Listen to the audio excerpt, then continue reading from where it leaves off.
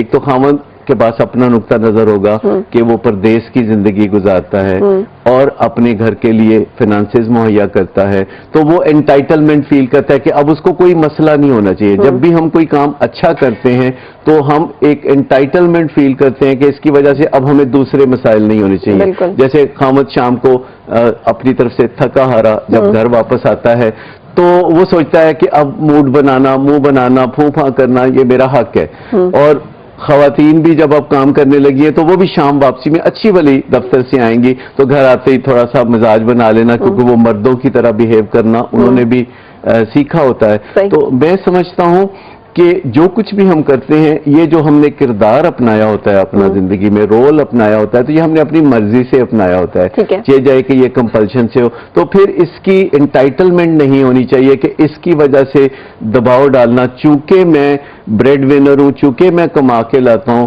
لہذا کچھ بدتمیزی کرنا جو ہے میرا وہ حق بن گیا ہے. یا خاتون سمجھے کہ چونکہ میں گھر کو سنبھالتی ہوں، بچوں کو سنبھالتی ہوں، تو اس وجہ سے ہسبینڈ کے آنے تک مجھے اپنا موڈ خراب کر لینا چاہیے. تو کوئی ایسی انٹائٹلمنٹ نہیں ہے. تو جہاں بھی تعلقات خراب ہوتے ہیں وہاں محنت کی ضرورت ہوتی ہے، اور اگر یہ محنت پہلے کر لی جائے تو کم محنت کرنی پڑتی ہے.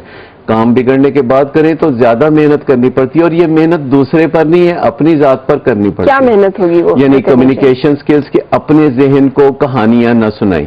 یعنی جب کوئی میاں بیوی ایک دوسرے سے ناراض ہوتے ہیں تو وہ کہانیاں سنانی شروع کر دیتے ہیں. اچھا اس نے میرے ساتھ ایسا کیا، اچھا اس کی جرت کیسے ہوئی ایسے کیا، پہلے تو یہ ایسے نہیں کرتا تھا ایسے کرتا تھا.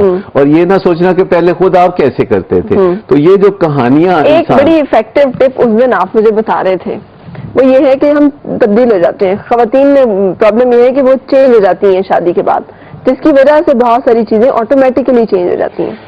یہ اکثر لڑکیاں گیلا کرتی کہ شادی سے پہلے تو بہت دیوانہ تھا، اب شادی کے بعد یا نئی شادی میں تو بہت دیوانہ تھا، اب ہو گیا ہے. تو لڑکی یہ نہیں سوچتی، خواتین یہ نہیں سوچتی کہ خود وہ کتنی بدل گئی ہیں.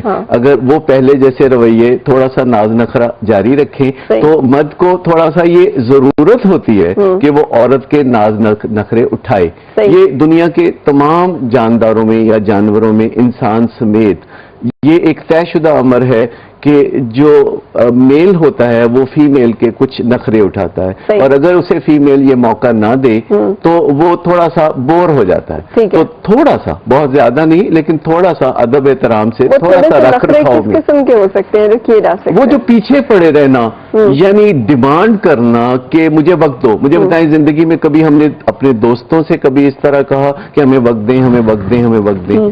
ہم نے کبھی اور دوسرے کسی رشتے میں دوسرے کو پابند نہیں کیا کہ تم شام کو جلدی آیا کرو، جلدی آ کے مجھے وقت دیا کرو، مجھے انٹرٹین کیا کرو. تو اپنے پارٹنر کو بطور انسٹرومنٹ استعمال کرنا یا گیجٹ کے طور پر استعمال کرنا، اس سے کوئی فائدہ نہیں ہوتا.